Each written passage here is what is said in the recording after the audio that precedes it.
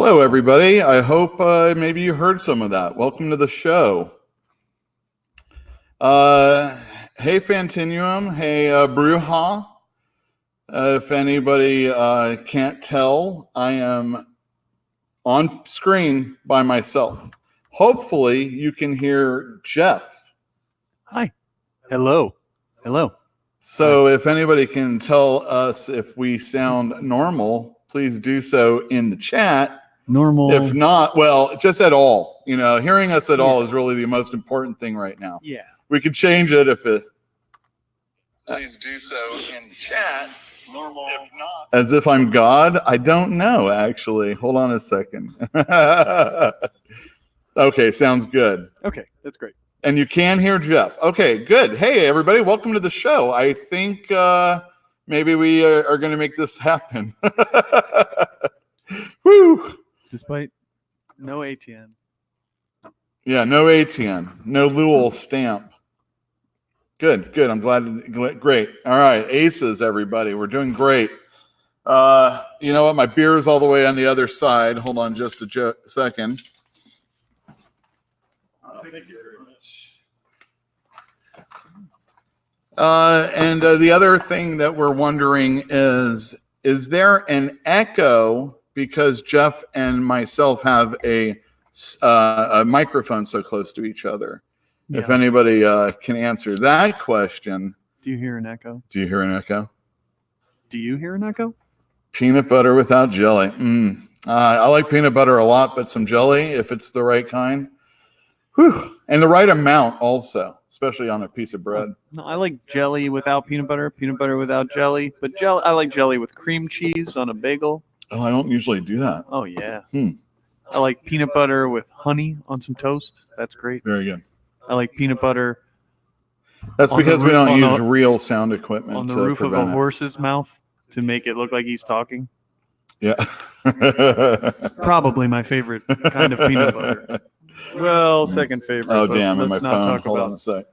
This is a family show, so other peanut butter uses are off the table. They're under the table mostly, but we won't talk about that. Gizmo is a dog exactly that what I'm talking loves about. peanut butter. That's what I'm talking about. No. I give it on a knife. A spoon. On a spoon. You know, on a tip. Not a knife. That's not dangerous. A knife. A butter knife. I mean, not a knife. You know, a plastic butter knife. I mean, I've done a few lines of peanut butter off a knife from time to time. I'm getting yes on the echoes, just to let you know. Well, that's too bad. I think these guys are more forgiving. That's fine.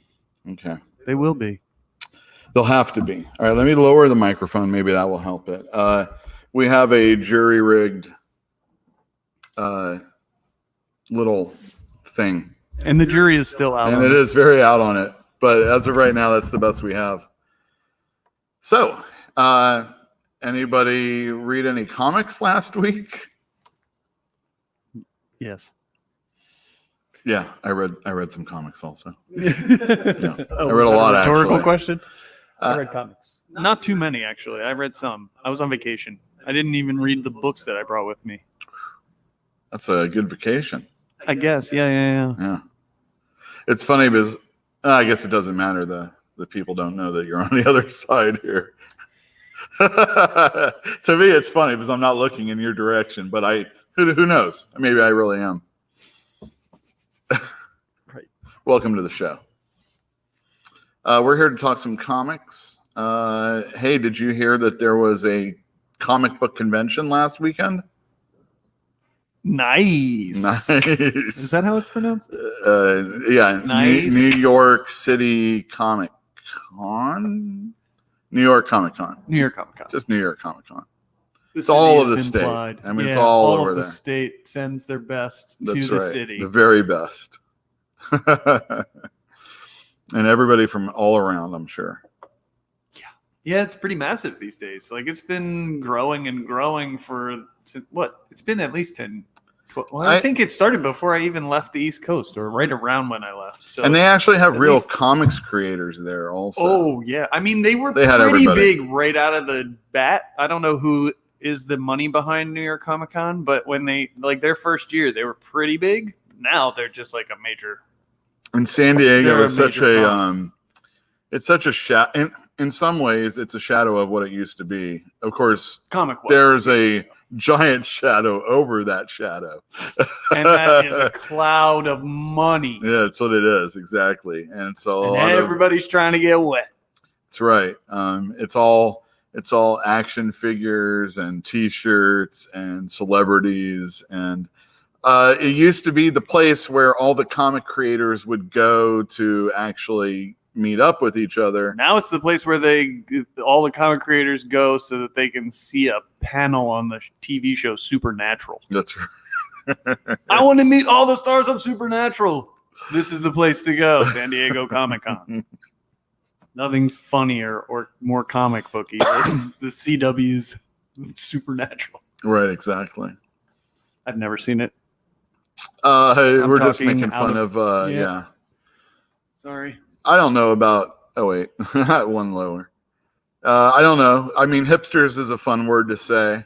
I remember when Mike Allred was making fun of hipsters in Mad Men. Madman. Yeah, that was when it got to Dark Horse, Mm-hmm. and I think he was like, "Oh no, maybe it was even in the earlier ones." And he's Madman spins a yo-yo to fight against hipsters. Oh, knocked out. Got hit by a yo-yo. Pretty funny. He's like, hipsters. I don't want to be too mean to them. I mean, their pants are funny, but what are you going to do? Their pants are funny? I'm just making fun. Just trying to make fun. Gotcha. But not seriously, What are you going to truly? Yeah, when he's in his... That kind of when a they do that hipster. painting of He's him, a hipster doofus, hipster though. doofus, yes. But what was the other? Ooh, Seinfeld. I should make a banner that says Seinfeld. Yeah. Here, I know. I'll use this banner, everybody. Hipster doofus? This is no. It's I didn't make it. Oh well, it's not that big a deal. You can follow us on Instagram at Fantastic Comics Berkeley. Obviously, you got to this show. If you are watching it live now, so you're here, so you have to do it. Give us a thumbs up. And if you're watching it afterwards, if you can give us a thumbs up, you obviously enjoy a few moments of this. Probably making fun of me. And that's fine. It's perfectly okay. I am a comic book store owner in Berkeley, California. I buy all sorts. I am responsible for purchasing just about everything that comes in the store, whether it's a toy or a poster or a comic book or I don't know what else. But, all that stuff. Magic cards. Sometimes we do that. But, it's with the help of my brother, who's the manager of the store. He's the stickler. So if you got contacted about having to pay us for something or coming to get something, it's probably because of him. Unless it was a nice memo, then it was from me. So that's what it is like here at the comic store. And a little news about the comic store. Well, let's firstly, so New York Comic Con. There were some announcements that came out. We are going to get a switch on teams. Guardians of the Galaxy is going to be written by Al Ewing. Oh, I like Al Ewing. Yeah, Al Ewing is pretty good. I don't remember who the I illustrator. knew Donny Cates had to be giving up something Yeah, to take on his new responsibilities. Donny Cates. So this is the exciting part. So Al Ewing's a good writer. He's been doing Immortal Hulk, and before that, he did the Ultimates, which had Monica Rambeau. I don't remember what she was called then, and it had Blue Marvel and whatever he was called at that time. He was called Adam, I think, and she was called Blue Monica. Adam. Something? Yeah, maybe I think Blue so. Adam. Yeah, I don't know. They And what was she were just called? going by first names a lot in that Yeah. series. Hey, Monica, how's it going? Pretty good, Blue. And that's Adam the one where Brashear. they made Galactus instead of a world eater, a world bringer, I Life guess, bringer. It giver, was life bringer, yeah, something like that. He didn't kill anymore. He brought giver, maybe. he gave back instead. And it was Turned pretty into- interesting he had a because yellow they costume. It was scientifically cool. changed him. It was What was cool. that? Yeah, and they scientifically changed his costume yellow. Yeah, was exactly. awesome. I'm a sucker for a new costume. That had really sweet Kenneth Rockefort art on that. In the beginning, Yeah. He's good. Follow him on Instagram also. It's like Mitographia with an F. And I would say go to Instagram and or Twitter, check out those #NYCC because there's tons of good con sketches because there's so many artists at New York Comic Con. And so a lot of sketches come out of it. People get, and then they post them, or the artists post them, or both. So #NYCC. Go to 2019 probably. It'll just pop up. You know how Instagram works. Yeah. Another one was we got a confirmation that we will get a Wolverine series, an ongoing. Benjamin Piercy is going to be the writer of that. He was doing Green Arrow. Nobody cared. It's Green Arrow. I mean, you can write a great Green Arrow story, and unless it's after the fact, nobody's going to really care, usually. Or Kevin Smith gets on it. People did care at that. Yeah. That's true. I mean, there were some times. I highly recommend the Mike Grell stuff, but as one of our customers can attest, because he bought probably the last ones, they are sold out, a lot of the volumes of those, unfortunately. But Kevin Smith wrote the ones where he came back from the dead. Right? He came back from the dead. So there was the Mike Grell stuff, which made it adult and edgy. Yeah. And then he was gone. And then new writers came on. And I think it was Chuck Dixon, and Green Arrow dies. And then his son takes over as Green Arrow. Oh, yeah. But in that death, there's a reason. It's ridiculous, but there's a reason and a why and a how Green Arrow can come back to life. And it has to do with Hal Jordan, the Spectre. The Spectre and Superman, because I think a piece of his DNA or something was on Superman's pre-New 52. Right. Rebirth machine. Rebirth machine. Yeah, whatever. I don't know. So there you go. There's some lore. Good stuff. Fun stuff. Yeah, exactly. Stanley and his monster was in that series, so you gotta check that out. Comic books. That's deep cut. Nobody's really bringing. When was the last Stanley and his monster appearance? Stanley and his monster. Probably then. That was probably probably because like before that it was Phil Foglio or something like that. We've even had Brother Power the Geek since then, I think. By Brubaker. Yeah. And I think. Oh, I think there's a really bad one by Rachel Pollack. I could be wrong. Maybe she did. That's probably true. From like maybe she did the Vertigo day, beginning Vertigo days. She might have done the Prez. I can't remember, but Brubaker did the Prez also. Brubaker did Prez too. It was a one shot, if I remember correctly. Well, there's a Prez story in Sandman. Yeah. Famously. Yeah. Famously. Oh, air quotes. As famous as Prez can be. Although, still waiting on that volume 2 of Mark Russell Prez. Where you at, DC? They were like, yeah, volume 2 coming soon. Crickets. Oh, the Prez. Yeah, the Mark Russell one with the corn dog girl who becomes president. Yeah, that was good. She gets her hair stuck in a corn dog machine or something like that. She like works at a corn dog stand, and she has like this weird. They have to wear these hot dog on a stick, basically. Yeah, because they have this absurd uniform like hot dog on a stick, except that there's a like dachshund in a corn.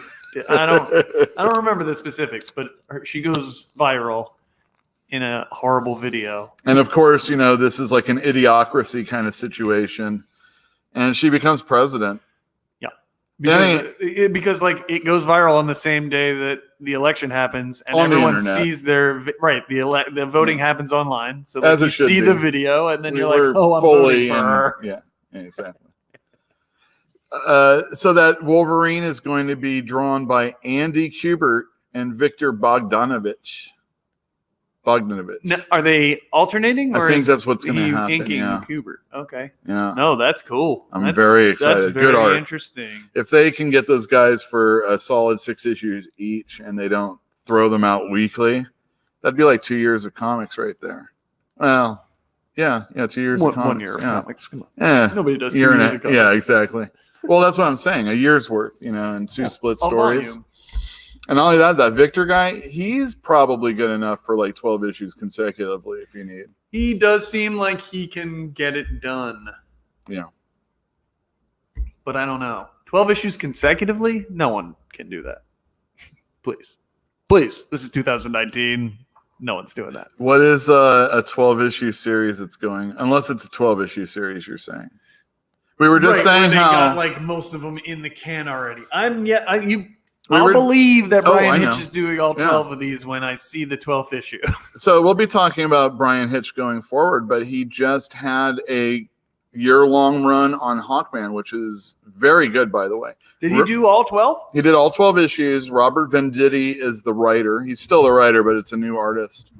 If you are we have sometimes a person in chat, and he's not fond of the new person, so he dropped Hawkman. But I think Patrick Olaf is like one of those artists that's very good. Yeah, that's But- who took over? Yeah. Yeah, no, he's a good takeover, but you need Yeah. to get a third artist that is strong Exactly. to come in and take over after that. It's got to at least be to get me Victor back. Bogdanovich. Well, the good news is they aren't releasing, like, the trades are coming out so slow that there's still a whole nother trade of Brian Hitch coming at you because the first one just came out. Oh, yeah, that's right. Yeah. It took like a year. Well, that's how before the DC first used trade to do come it. out. DC used to be 6 months. If they were going to do a hardcover edition, it would be at least 6 months after the ending of a storyline. So let's say it was the first 6 issues of a comic book. It would come out number 6. And then 6 months later, a hardcover would come out. And some people didn't want to spend extra money for a hardcover collecting what they could have gotten an issue for them. Sure, because they're So trade I had a waiting. very- It's called trade waiting, not hardcover waiting. Exactly. So I had a really good time selling those and issues after the fact because DC, more often than not, even to this day, will have their comics made available after the fact. So you can just keep So I can ordering reorder the them, issues, exactly. even though there's no collection yet. Yeah, exactly. And you know that it's going to be not until issue 12 comes out that people are going to be able to get the hardcover. And then it's going to be at least another 6 issues. So we're talking about issue 18, 12, 16, something like 18, yeah, before the soft cover comes out.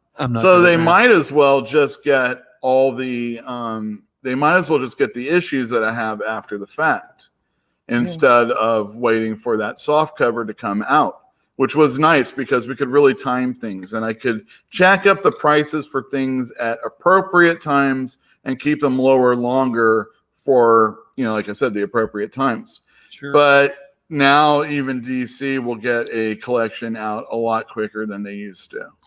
There's already the soft. Well, I mean, it still seems like it's been a while because there's been so many issues of Superman, but they're getting the soft covers out of the first Superman hardcovers. And they don't do hardcovers for everything anymore. Right. Like there was no hardcover of Hawkman, the first volume. No, that's true. And they still took till the end of the year to bring that out, which was again more like it used to be. Yeah, one of the literally the only thing that I've been waiting for the trade for. And I'm after the 3rd issue, I was like, I'll just wait for the trade. It won't be that long.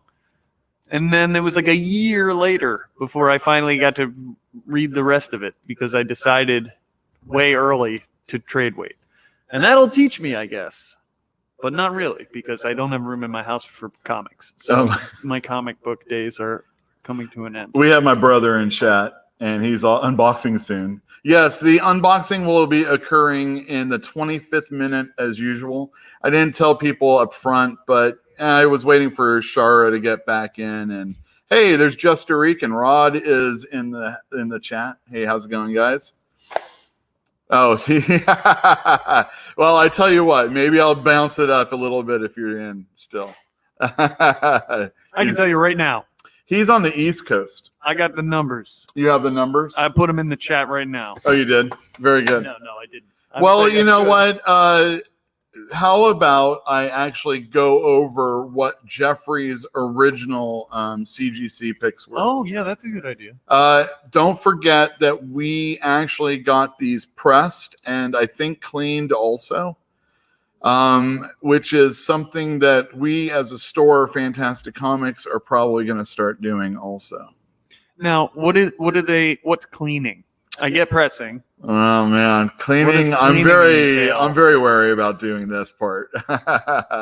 But there are a way to clean your comics. You just got to be really like paint in the numbers style.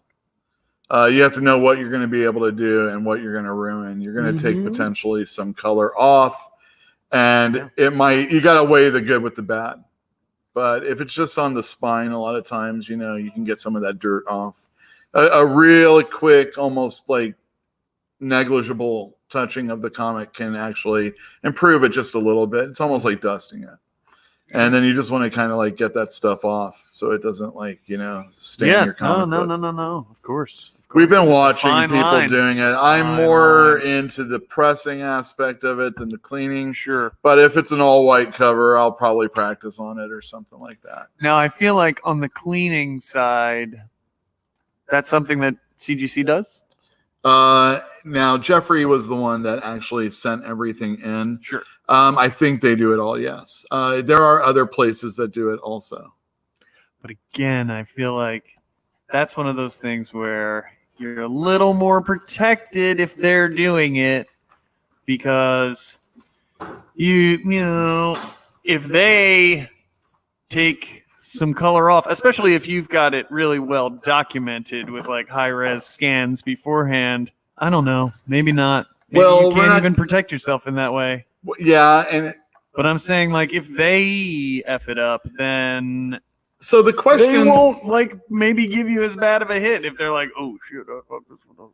So the question that we have is how on the up and up are these companies? And my suggestion is not very, because for years they operated as a virtual monopoly that was just a, crime syndicate where they could just do whatever they wanted. There was no competition. They were just like, this is what we say it is, and everybody has to come crawling to us. What's going on out there? Oh man, we're getting attacked. I know. That's Kyle coming in. That's the CGC. I'm sorry, I take it back. You're not thugs. You don't have us over a hump. It doesn't matter. There's PGX, which is BS. There's CBCS, which is CBDB. Supposedly good if you want to get signatures. If you want to get CGC is just too hardcore. But then there's CGC, which is the standard bearer, and if you get something slabbed, then you have a better chance of it actually making some money. Or at least more money, especially if the grade's even high, Because they set themselves up as the authority, and then there was... And people agreed. I gave up agreed. For and once a they long agreed, time. It's over. Once the market agreed that they were the authority, then somebody else had to try and step up and show that they... And this is why Jeffrey should just start his own grading company. Well, that's what PGX is. Yeah, and they're now let's flood the market. Yeah, let's flood the market. My idea was, and I know I've talked about it before, but my idea was to go to gaming conventions and set up shop so that we can say we saw the rolls. I love it. So you could take characters to different games. And you don't have to worry because, we got CGC version of characters. That's right. I witnessed the character creation. And you know what? I'm an authority because I said so. So there you go. So we got 4 books. And before we look at them, they're on the back. We're going to talk about... You want me to hand We're going to talk about my brother. To you? Oh, yeah. Great. We should have had something set up to fall. Poor Dane. He's having a heart attack. That would have been good. All right, first up, let me get this banner up so everybody knows what we're doing. Wait, is Dane in the chat? I doubt it. He knows these grades already. I told him. Dude, you don't have to watch El Rey Network. We're way more exciting. All right, so we have a Green Lantern number 76 that Jeffrey said that's the first appearance of Guy Gardner. And my brother said it was a 6.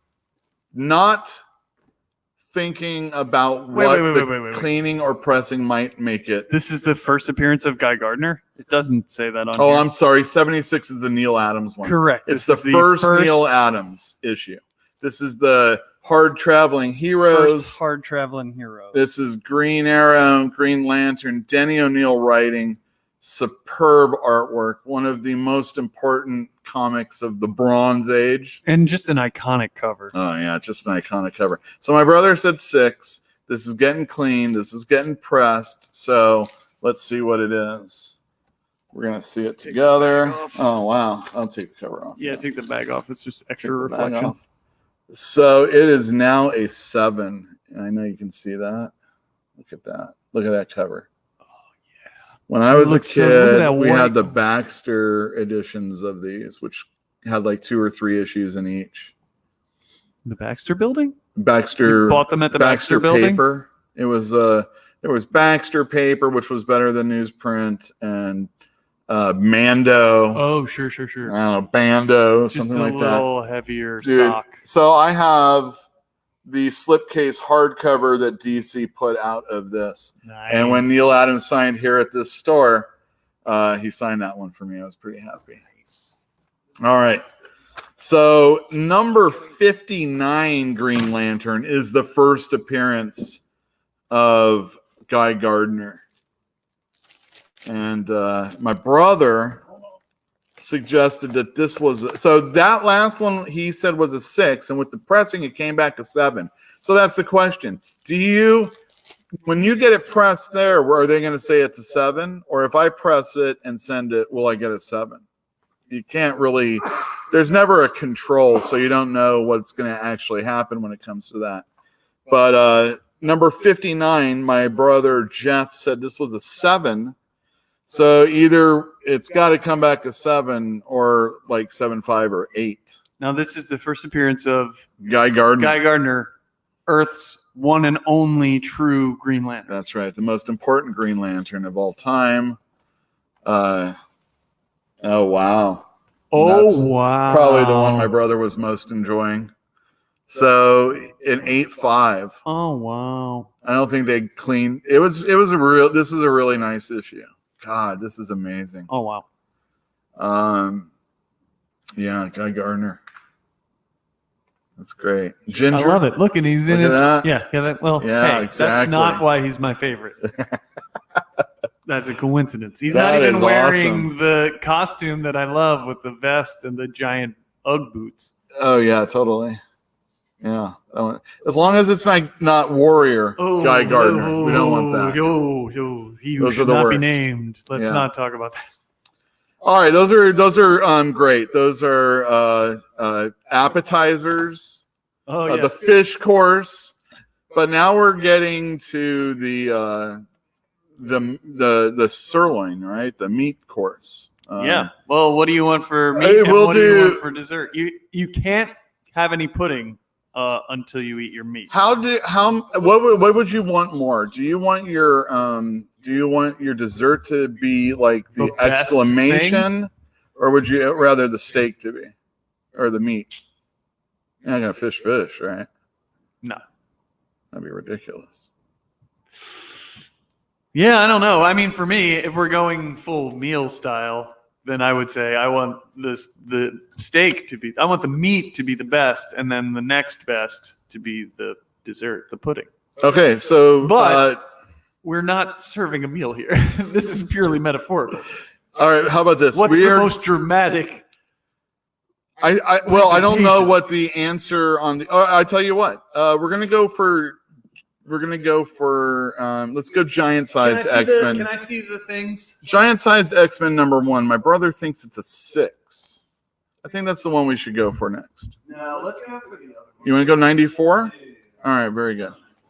All right, that's the. Giant size is it's got to be the finisher. That's your finisher. Giant size. That's what I thought, but it's you know, the I was going creme with de you. la creme. All right, so 94. My brother is going out there, and he is suggesting it was an 8 when we sent it out. So this is an almost drum roll situation type thing. So in your But head, describe the issue. oh well, X-Men 94. What makes X-Men it significant? 94. It was the first regular X-Men issue. Their new team was there. You got Thunderbird, Storm, Wolverine, Nightcrawler, Colossus, all of them. Wait, That's Giant size. Yeah, but I was saying the first real issue of X-Men.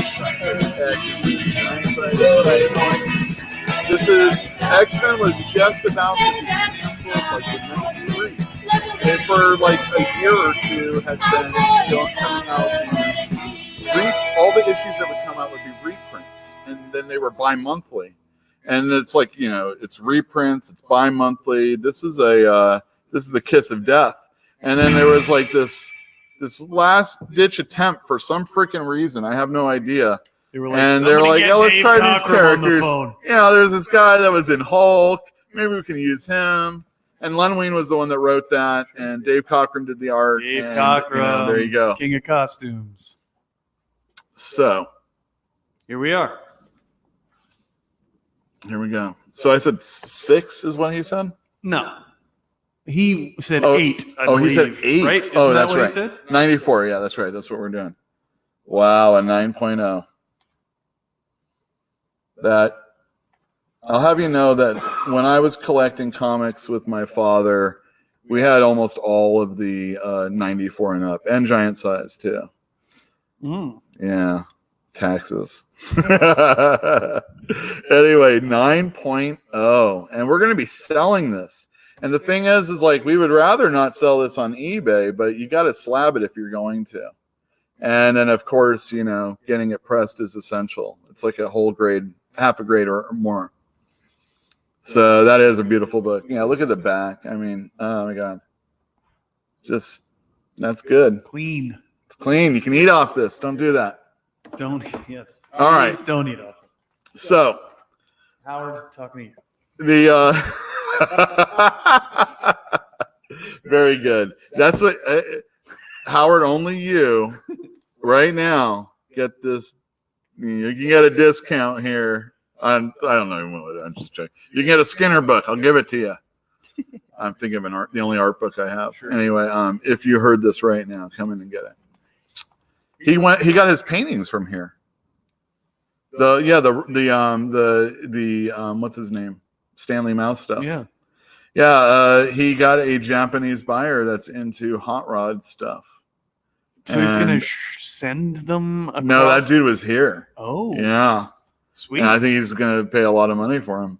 Oh, yeah. That's awesome. Great. Good for Howard. Great for Howard. Yeah. And probably shouldn't have said that in case one of his back debtors is looking for it. Yeah, that's true. This is going out live. Yeah, you should. Just don't take it all in. Maybe cup it, Sid Vicious style. Social gaming says I shouldn't. I have a sore throat. Or was Sequential Geek coming? I should smoke this joint even though I'm sick, right? Oh. And I say, yeah, just don't, just kind of cup it. Sure.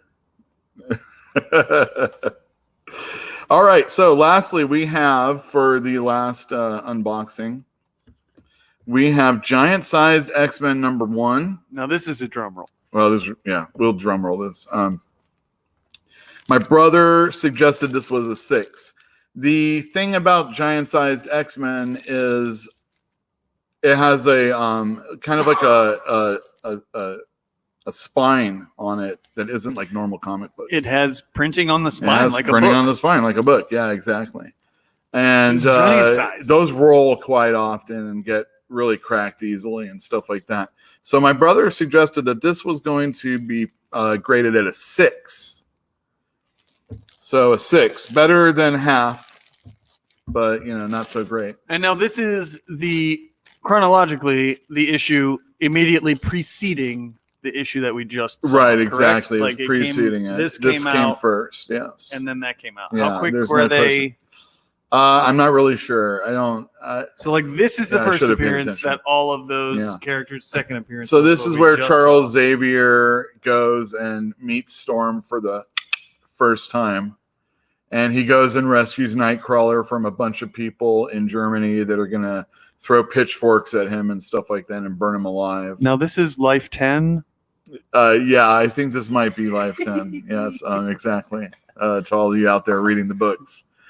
Colossus, you get to see him beat up a tractor to save his sister on the farm in Russia. Sure. Yeah. Banshee. He is simple. But we met Banshee before in the old X-Men story, before this stuff. He was like an Irish spy or something like that. Yeah, Laddie. He was a laddie. I'm Sean Cassidy. Or no. You got a friend in Sean Cassidy. Oh, man. There's nothing that Chris Claremont loved more than trying out hacky ways to say to write different accents. I love that guy. I was like, oh my God. There was my there was my Irish representation right there. I'm like, oh. And I would say words like Sean Cassidy or like Banshee would, and my mom would be like, don't. I have a guy who's from Ireland and he talks just like that. So there you go. Did you bust out your like Wolfsbane, Moira McTaggart all the time? Scottish? No. Yeah, Scott. No, that's right. Yeah. I'm not. I don't have it in there. You didn't do that? I didn't do that. No. Rain Sinclair. That's right. I always wondered how that. Ron. I think it's Rain. I think it's Rain. Yeah. I agree. It's Rain. I think Marvel Age. I saw it pronounced that way in Marvel Age. Oh, Marvel Age. Anyway, here we go. So there we go. All right. My brother said a 6, and this is what this is like for Marvel. This is one of their most important books of the Bronze for X-Men. Age. This is one of the most important Holy cow! books. Wow. My brother was wrong. That is bad grading on his part, I'll have you know. Wow. He should be shamed. Or 2.5 spot. Well worth I think he was $60 or whatever it cost to get it pressed. Yeah, exactly. Well, we paid for for them to say good things about it, obviously. This was a very nice issue, and it's hard to grade when you don't really deal with this kind of stuff all the time. Especially, this spine. You can't really. Yeah, you can read it. See it though. I mean, in real life, though, you can read it through the side. Yeah. Like it's flat enough to read the spine through the side of the box. Oh man, that's pretty flat. That's nice. I'm jealous. That's a really good book. I don't have it anymore. and you don't have the money to buy that one.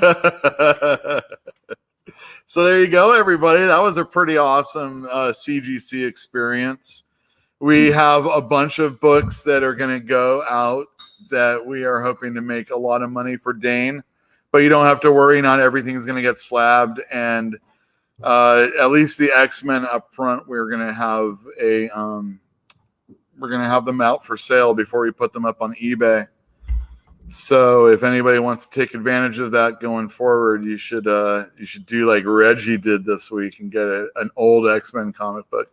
This is a way that you can actually start your collection with stuff you're probably never going to see again. And let me tell you, there's like a number 50, and that's the green one with Lorna Dane, and it is just so beautiful. It's worth whatever you'd have to pay for that. Now, it's so nice looking. Did Magneto name her after the cookie? Or after there's a book too, right? Lorna Doone? Lorna Doone? It can't be a coincidence. I guess not. We're talking about Stan Lee, right? Did Stan Lee create her? Oh shit, probably not. That's probably more like Roy Thomas. I'm sure then there's probably a tomorrow's book about it. It's probably a cookie. Yeah. He was stoned and he was hungry and he was like, oh, it's a cookie. Like, these Lorna Doones are amazing. But only by one. My brother wants to let you know that his grade was off on that one, but only by one. So he should have said 7. 8.5. Dane. I'm so happy for you.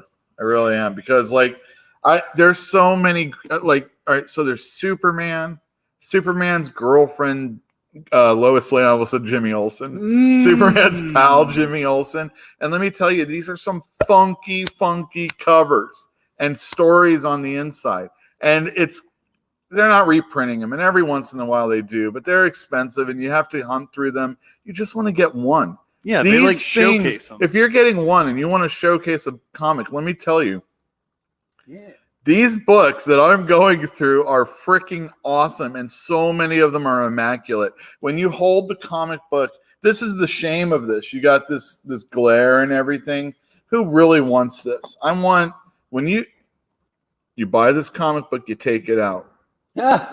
Because what I'm going to tell you is the way the color on this pops out. I mean, I don't know. Dane did a lot of work in preserving these comics, but one of the things he didn't do was preserve these comics very well. I don't want to get into it, but he's really lucky that these are as nice as they are, and they are. I mean, these colors it's almost like a hologram popping up out of this. And that X-Men 50 I was telling you about, that green is like probably like walking into like the Wizard of Oz or something like that. Yeah, it's great. It's just the Emerald City. Yeah, it's just amazing. And there's Supermans, and Superman, there's a whole website called Super Dickory or something like that. Yeah. He had some of the most ridiculous covers and stories that are going on in comics ever. And there are so many of these books in there, and there's World's Finest and Batman and Detective. And in those books, there's like the first Barbara Gordon, or Batgirl, I should say. And let me tell you, it's probably better than that freaking giant size we just saw. Wow. And there's a first Supergirl. So he's who got doesn't stuff love Supergirl? back to the 50s. Oh, yeah. Well, DC. Yeah, so a lot of what he did was growing up buying comic books. And he obviously had some wherewithal as far as, taking care of them. Yeah. But he knows these books. So, it's not like he didn't read them. And some of them he read, some of them he got doubles of. Some he got when he was over in England. So they're like British priced. And those are cool too. But Wow. yeah, there's all sorts of really great stuff, and he's collected ever since then. And now he's moving his merchandise, and what we're doing is trying to get rid of his Silver Age, because the Silver Age is the money books, except for obviously some X-Men. But these are the most important X-Men you can have, and they look really nice. So yeah, there you go. CGC unboxing, everybody. Great job. Yeah.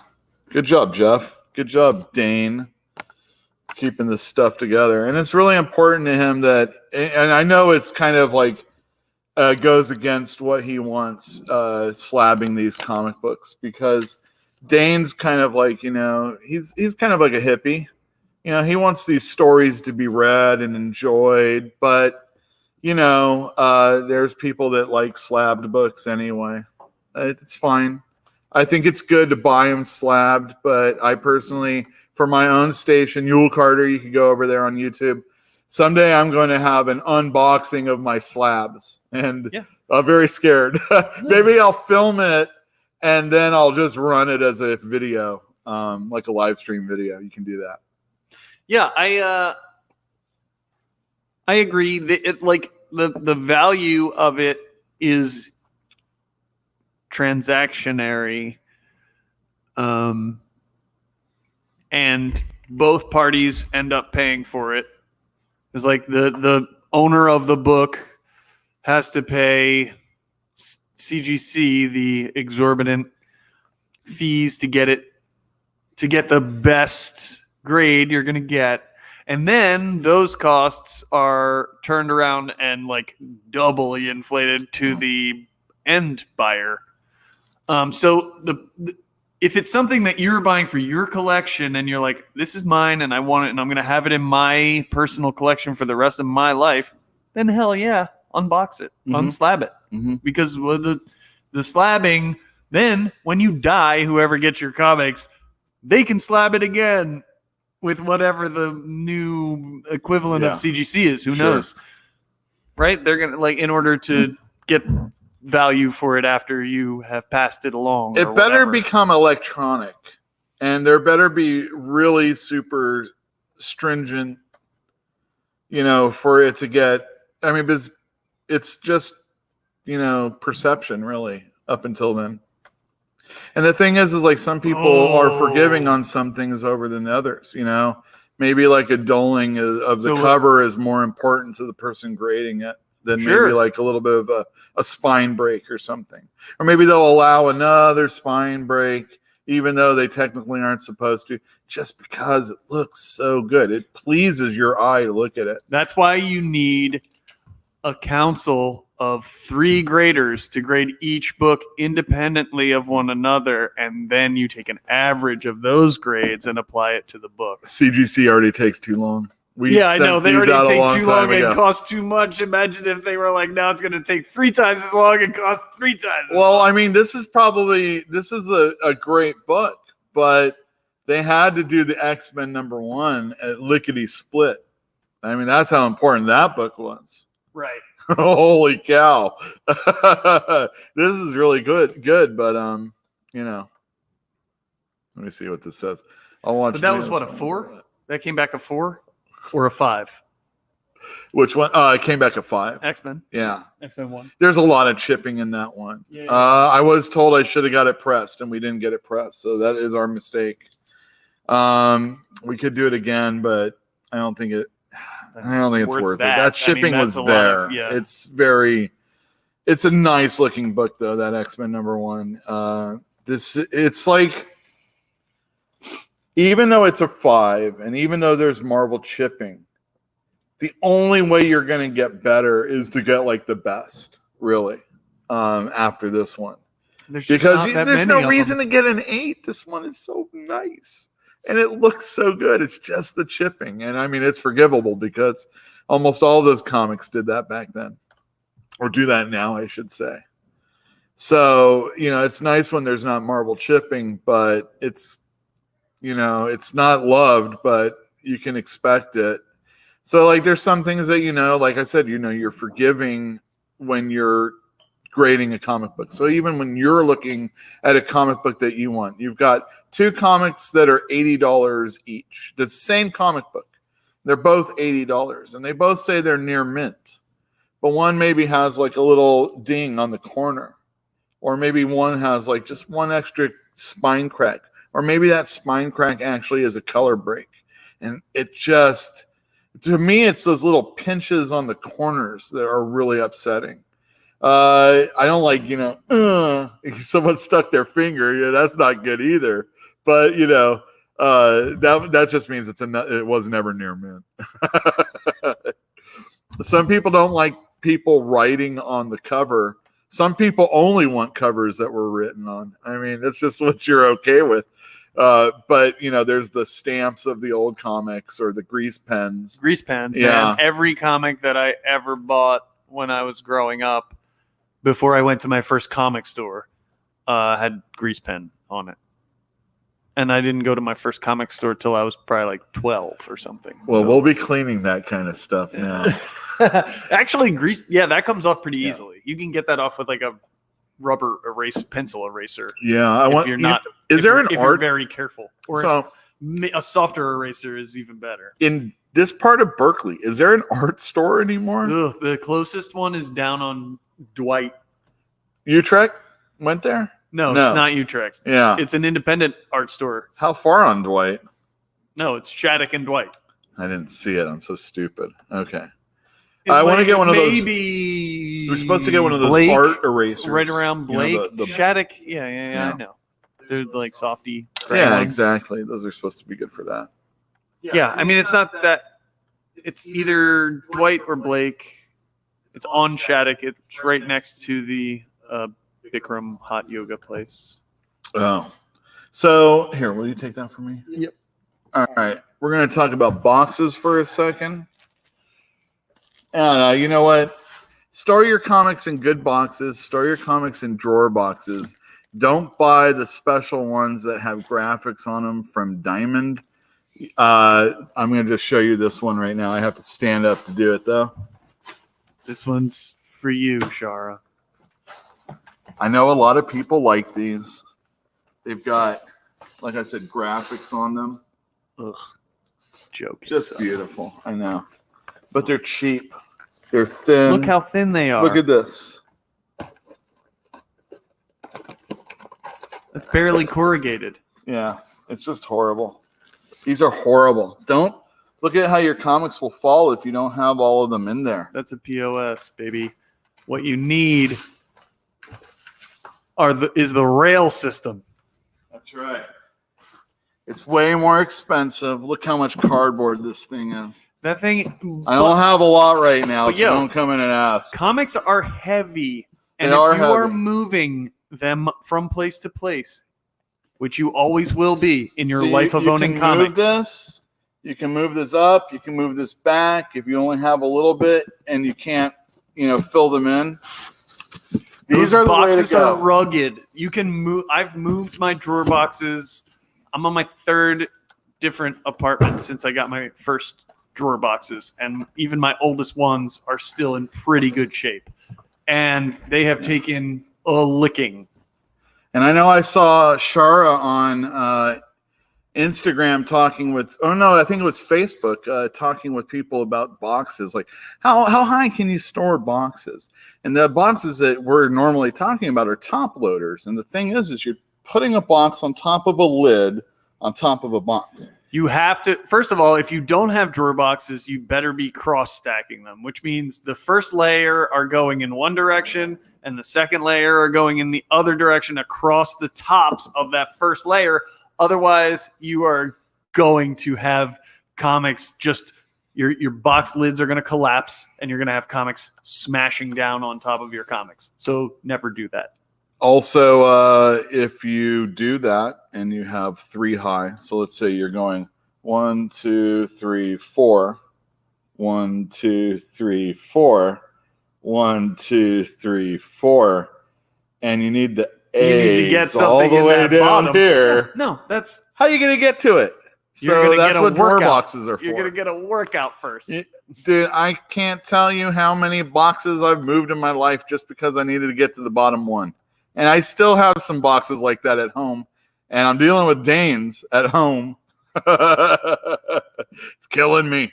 Oh. So it's like you're going to save your life if you get these. Yeah. I don't have any really to sell right now. You're gonna so it's save just your something I wanted back to talk about. 100%. I'll tell you what. Do not like long boxes are the devil. They're a young person's game.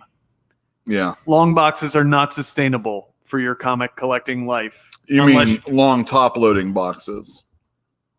Yeah, I mean, I don't know, man. I don't like long boxes, but if you have even the a long room drawer for it- box is so heavy. They are heavy. But I have some. You do what you do. Yeah, if you have room for it, God bless. Yeah. That's the other thing. I don't have room for long boxes anywhere. I barely have room for. I don't have room for my comics. So Nobody has room. I need for to their stop comics. talking right Oh man, it's tough when you got to thin out your collection. it's coming. That project is immediately on the horizon. What can you possibly get rid of that you haven't already got rid of? And not only that, I don't know, but it's going to be half of what I got right now. wow, I Get like that. ready. That's how I've gotten rid of my old X-Men in the past. Get ready, kids. Jeff is. I'll gonna start be- posting all of my comics. You should say a star of this whole everything is selling his merchandise, his swag. Well, I'll get And, it certified. It'll be like the Hunt collection. That's right. We'll do that. Yeah. We'll get Dane has a sim, like he has like a little symbol that goes along with it. ooh. Yeah, That's it's like a cool. dragon. It's pretty sweet. Oh yeah, looking. yeah, I think I saw it on Yeah. like his cards or whatever was. In Yeah, the he top wants of to his make boxes. sure it's there so that when he People needs know to, he what's- can see it. And that's the best I can do to describe that. This is going to be a funky setup. We're going to hope this works out. Yeah, I love Hope. I love Hope. That Hope was my Summers. favorite lantern, actually. The Hope Summers. Hope. What was the Hope, Hope- lantern? They Was were that the blue. Yeah, Blue? Yeah, and they I were like Hope good. Summers too. Love Hope Summers. She was great. I really dig her. She's one of the people that bring mutants back to life. So Love I'm Barack down with Obama. that. Barack Obama was pretty cool. He was all right. He was the real life Hope Summers. He was the first mutant birth Mhm. in a long time. in a long time. Oh, Whoa. whoa, everybody. All right, we're going to see. Oh, this is a little Yeah, you conk. gotta stretch one of those legs out, I think. No? I think I did Oh, it. no. Oh my gosh, this might actually work. All right, hopefully everybody can hear me. I'm going to get a little lower. All right. Oh my goodness. You are on camera though, but that's okay. No, that's no good. That's I don't okay. like it. You're off now. I got Grendel Am I leading the safe? charge. You're good. So these are comic books that I read last week. Let me see. Okay, yeah, that's all the same. All right, very good. Comic books. I am a very big fan of Grendel. Grendel is written and drawn by Matt Wagner, although over the years it was written and drawn by other people from time to time. Wait, Actually, I too? think he wrote it all the I think time. he always wrote. Yeah, He did just drawn by other He did a people, Mignola sorry. for a while. Yeah. Well, Mignola, shoot, he farms off the writing too. Now he does. That's true. Yeah, it's okay. You're not on. All right. So he's doing the art now. The Grendel has gone through a bunch of incarnations. At first, he felt Batman-y, like a Batman, but he was actually a crime lord who dies at the end of the very first story. That was written and drawn by Matt Wagner, and it was drawn like as if it was stained glass windows from church or something like that. Really nice stuff. Then Grendel went into the future. The Pander brothers did the art. We followed this woman named Christine Spar, who was the new Grendel. And Grendel became like this in the future, even farther on down the line, when we had Tim Sale doing some artwork, Joe Matt doing coloring, all sorts of other stuff. This is when Grendel finally came over to Dark Horse. We saw Grendel become part of this clan that's basically serving a new pope, if you will. Well, yeah. Even before that, though, he was like, wasn't it before that where he was like against the church? Where he was like, he was like a revolutionary figure. Yeah, the papal was. Yeah. They not were a like cool they thing, were like yeah. the whole. It was the Roman Catholic Church was like a crime syndicate, like future crime syndicate. That was They the were- Tim Sale I stuff, think if I that remember was the correctly. Tim Sale stuff. Yeah, I really like that one because as a Catholic, I like anything that vilifies the church. So the reason why this Grendel is looking a little Mr. Freeze is because he has been sent out by his people. He hasn't helped them in over a century. He's been helped. Earth is basically, they realize that all we're going to do is war. And what we want to do is we want to repopulate the Earth. You're going to go and take the DNA of the priests that you followed, the papal that you followed, and bring them back to life on a planet that can sustain life. And so that's like what his mission was. Bring them back to life on a planet that can inhabit. So this story, partially told in flashback, but only after they land on the planet. It's him and this drone named Seven. And then here we are. We see this person here. She's like the supreme being, if you will. And she charges him to go out in space in this big old penis rocket and go find Earth, or a new Earth for people. One that we might hopefully not, wage war on, which he doesn't really believe can happen. Anyhow, This Grendel is an android. he's the war child one, I think. So I think there is some android-y kind either of stuff android on or it. genetically created, Yeah. modified. I can't. He's some sort It's been a while since I human. read one. And man, some of my favorite Grendels are like with the Grendel clan and stuff like that. They have when he's got lightsabers. the lightsaber. Yeah, totally. No doubt. Yeah. Like I love the original Grendel when he's like gentleman thief or Yeah. whatever. He's got like the ballet type. Hunter Rose is his name. Hunter Yeah, Rose. he's He's sweet. awesome. He has got the the long blades, spear with the the double double blades. blades, Yeah. Great stuff. Eat your heart out, Shatterstar, with your double blades. I got double blades on the end of a pike. Cody just came in to hear Penis Rocket, so that was perfect. Oh, good. And then you can leave because you've heard Penis Rocket. Spoiler: there will be more Penis Rocket. Next up, we've got a big old penis story on Ghost Rider. Actually, this was quite good. I enjoyed it a lot. This is Ed Brisson. I Wait, don't is know. Brisson or Bryson? I don't know. Either I way, say Brisson. I like him. He's a good writer. I like him a lot too. His Cable was excellent, and what else His has he New done? Mutants was His New very Mutants good. was good. Yeah. So he's And telling. I'm not a horror guy, but I really liked that New Mutants.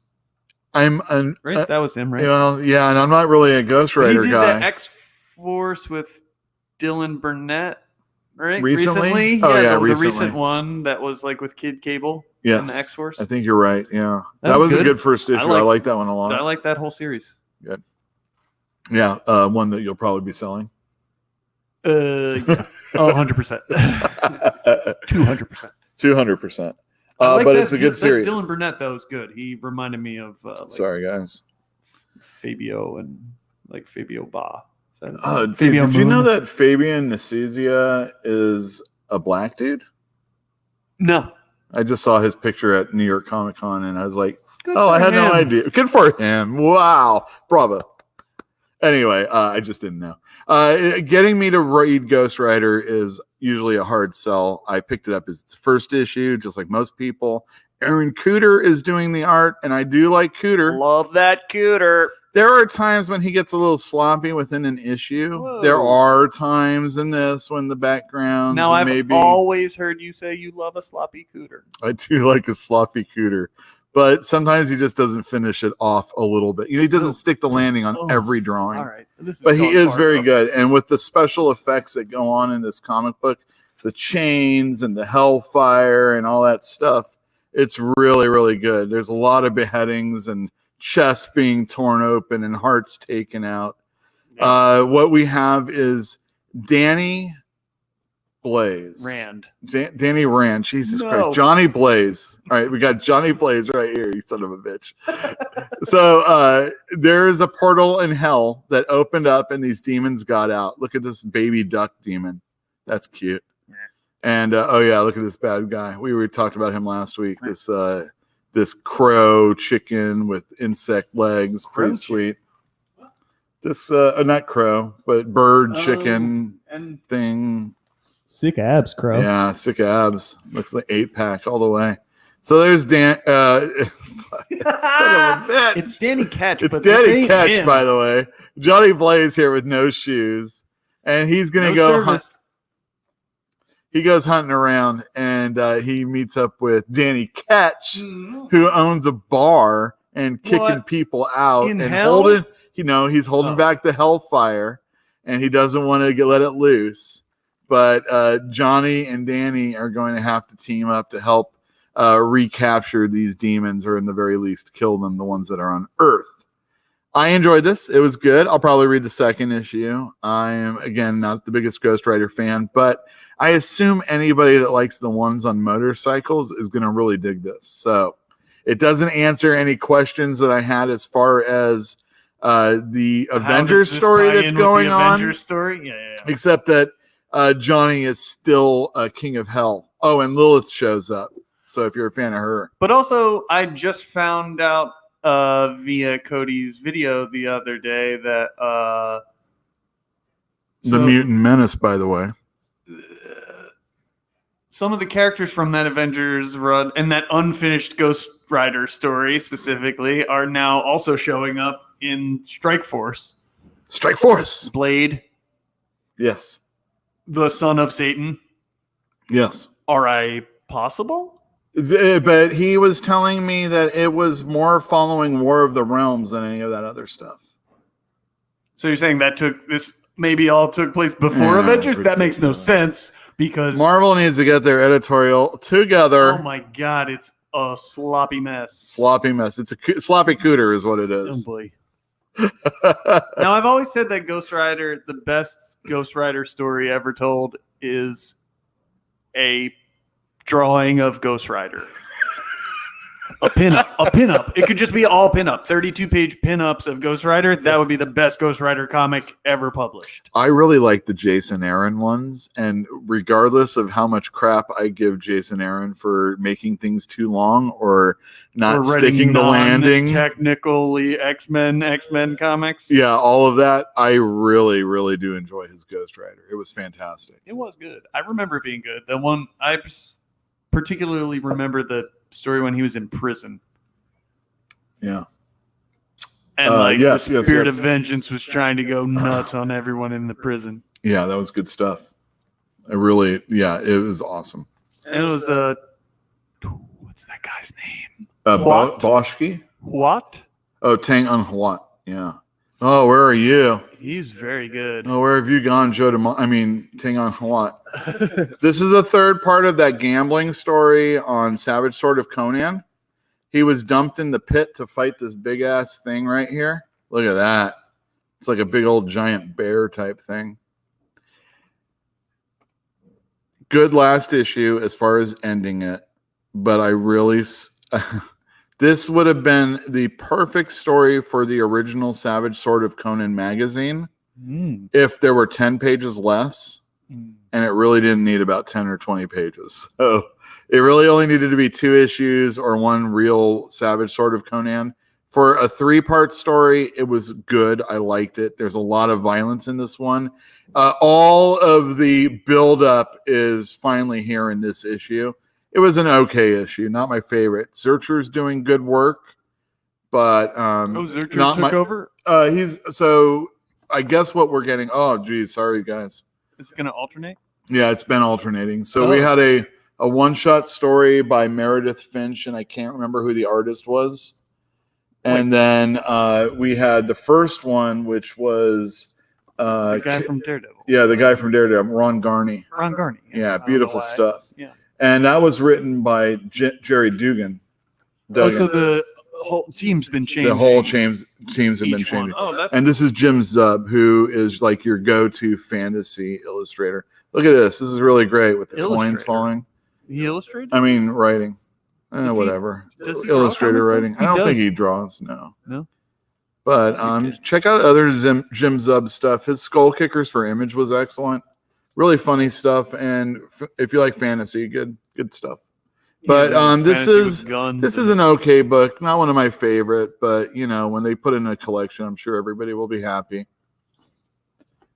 This is a Berger book. This is the second Ann Nesenti Karen Berger book for what is this? Dark Horse? Yeah, Dark Horse. Yeah, let me lift this up. See? Is that a pseudonym?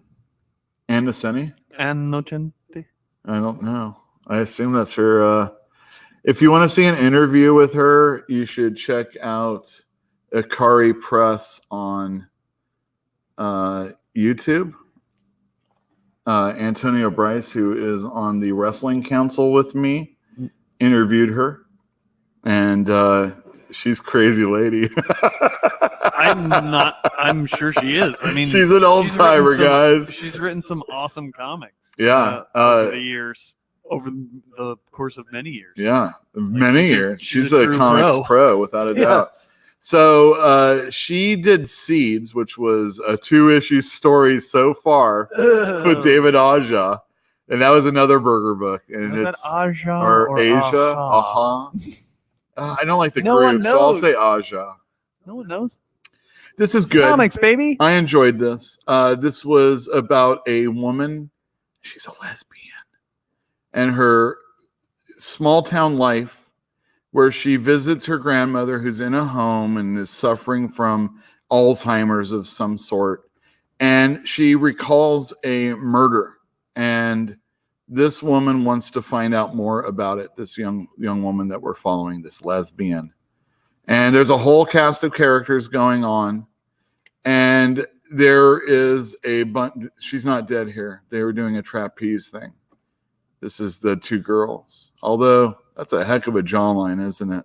Kind of crummy artwork in places, but overall, I thought it told a really good story, especially when there's not like super action, going on in this. Let me get you a page. Going on. Here's the end result of the old murder that the grandmother witnessed. maybe. Of course, she's crazy. Of course, there's elements that occur at the end of this story to make you think that this character is actually on the right course. So if you are at all a fan of a mystery and a weird small town setting, you might want to check this Ruby Falls out. But I liked it. I thought it was pretty good. Good first. It's only a 4-issue mini also, which is a nice thing. Yeah, that is a nice thing. All the Burger books have been like 4-issue minis, or 2 out of 4. Now, when you say small town mystery, I think of Twin Peaks. Yeah. I don't think there's enough weird It's not- things going on to think that there's going to be anything like that So going it's not on. supernatural per se. Not yet. Not like that. No. But I think as far as like But weird in just the other way that Twin Peaks Well, is weird, I think- not supernaturally, just weird. I don't know how odd it really is, but if it was going to be more like anything, it'd be more like a Blue Velvet. Oh, Maybe minus the Dennis Hopper yikes. characters. Okay, good. But maybe Okay. soon. I don't know. Yeah, it's There's true. a second It's only issue one to come. All right, let me just tell you, she gets really worked over at the end of this issue. Oh, boy. So there you go. Yeah, check out Ruby Falls if you haven't already. The Burger books for me have been a lot better than the Black Crown books for IDW, which aren't really coming out anymore. So might be The end of the Vertigo Wars. the end of the Vertigo Wars. Now we can finally get onto the streaming wars. Thankfully, there's going to be like a bloody streaming war. There will be blood. There's going to be a lot of blood. Who's going to have access? Who's going to have streaming rights to There Will Be Blood? All right, now we're into previews, everybody. Powers of 10, number 6 comes out, and let me tell you, Okay. I'm 3/4 of the way through, and it's freaking amazing. Bull. You haven't read any of the No, I did. I words. read those. I read the I don't text read the also. words. I just read the pictures Do first. not. and This then is I an take alternate breaks. cover that was damaged, so I'm showing you this one. Which cover is that? This is one of the ones from last week. The Ooh, crossover. yeah, that's mine. This is the villains one. yeah. Connectors. They're bent. I mean, I'll probably put them out, but they're bent right there. We love the baddies now in X-Men. Have you noticed this? Oh, well, they're part of. Remember House of X number 6 last week, Hey, where hey. all of the baddies. Remember House of X number 1, or was it Powers of X 10 number 1? When you got to see all this stuff already. Yep. This is the same. This is all the same. But don't worry, we're gonna go back to it again. This is really good, and I'm not gonna spoil anything, but I'm ready to read the rest of this, and I'm really ready for X-Men to start, which will be next week. I'm really looking forward to it. Check your emails. We'll be sending stuff out.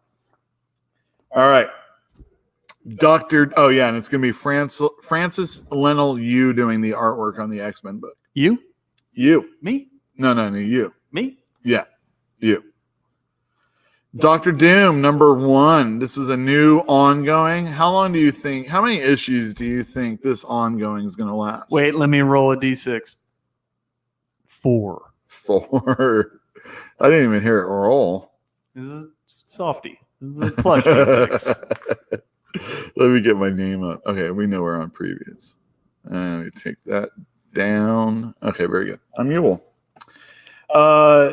Dr. Doom number 1 is written by Christopher Cantwell. He works on Ice Cream Man. Yeah. Currently. He also worked on She Could Fly for Burger Books and Dark Horse. Before that, Snowfall, Oh, Snowfall. I didn't read that one. which was a TV series also, Oh, really? briefly. Oh, my Not anymore, I don't goodness. think. That's and where before his. that, Great Pacific. That's where Oh, you like read- that one yeah, a yeah. lot. That was the Island of Trash. Correct. I read the Alright. first 3 volumes of that, and hey, he produced 3 volumes of it for Image. So Nice.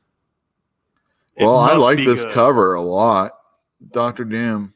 I'm not one to really want to read books about villains, but that's a good cover. But we were saying, Doctor Doom has got some pedigree.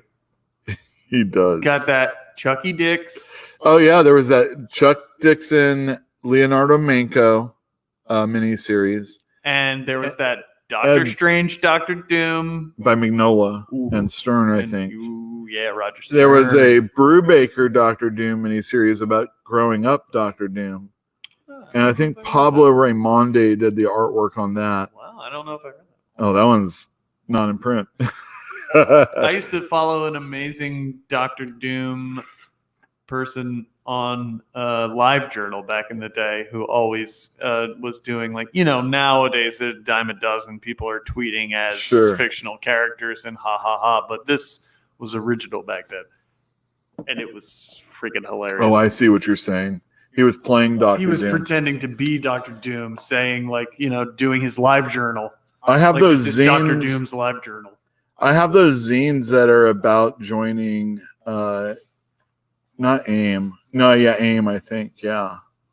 It was like the MODOK journals is what it was Oh, called. yeah. Okay. It's so awesome. It's like just a handbook on how to be an AIM agent. Well, I mean, yeah, I feel like those are Doctor Doom's voice. If you can get it, like, it's very funny. It's easy to be funny with Doctor Doom's voice, like, because it's a fine line between being an authentic, awesome Doctor Doom, like you read in Jonathan Hickman comics, and being a cartoon, like a absurd, hilarious Doctor Doom that's just like a blowhard over the top. Same thing with Namor. Like, I feel like Oh, can we talk about Namor and House of X? If anybody that's what I'm hasn't, saying.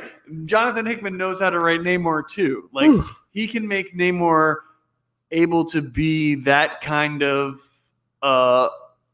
officious, like, just super pompous ass. yeah, dude. exactly. Super pompous ass. Like, him and Doctor Doom are very similar in that way because they are regents. Right. Imperious Rex, baby. Imperious Rex. And Oops. so I'm making all this noise. and so yeah, they're not the easiest, but if you get the voice down, like, it can go either way. You can be there. Remember we used to do those funny Namor cartoons with Paige when the store first opened? We had a good one about Namor and he has dirty feet, and that's why Sue Storm always didn't want to like hook up with him in the end. Because he goes everywhere barefoot. He goes everywhere Doesn't barefoot. ever wear shoes. And she's like, she did this close up of his feet, and it was like a Ren and Stimpy type thing, and he had like needles and shit. Like in walking through Manhattan, and he's got like all these gross like used Band-Aids. And, Bruja says, "Come to Half Priced. We'll buy them there. Come buy My Fantastic Comics first, and then go to." Oh, I don't know. Maybe it's a different type of bag. So this is Doctor Doom is drawn by Salvador Larroca. I am not the biggest fan of Salvador Larroca.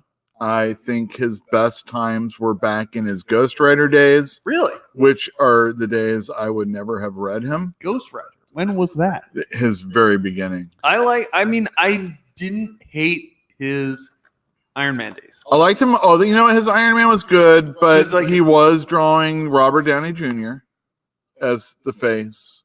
Pretty This was much. when Yeah, he started drawing people. I don't think that was way. when he started doing it. Well, he started doing it on New Universal with Warren Ellis. That's when he really did it. It was Sawyer from Lost was in New Universal. Warren Ellis was going to do the New Universe. He was going to bring it back. Everybody always wants to bring that crap back. Even Hickman did with Hickman Starbrand. did it. Wait, Starbrand? Yes. Yeah, Starbrand. And the other guy. Like, he brought back a bunch of He New brought back Universe elements. Spitfire and guys. I don't know. Anyway, I mean, he brought back Hyperion too, really. Like, Sure I thing. mean, Straczynski did first, but oh yeah, that but was that Max. was Marvel Max. Yeah, exactly. he brought him Hold on into a the sec. 616. So, all right, the Fantastic Four, when Chris Claremont wrote it, and it was Heroes Reborn, I liked his stuff then. But then he started drawing. He started drawing instead of Reed Richards. He would have drawn somebody like Richard Chamberlain as Reed Richards. But he also was one of the first dudes who was prominent, who embraced non-inking, no digital inking. inking. So In he, like, Extreme X-Men with Chris Claremont Yep. is when he did it, and it looked like crap, and it still does. There's no weight. All right, so I had a friend that was an inker. and they were like, "This is the future of inking. There's no more blacks. There's no weight from this line to this line because there was no blacks. because there's no black. Yeah, it's like They it's a just did computer a black. dark version of whatever the color So was. this would pop Everything- out more if this was a thicker line in the back, or maybe this is supposed to be a thicker line. It doesn't matter. I'm not the freaking inker because there is none.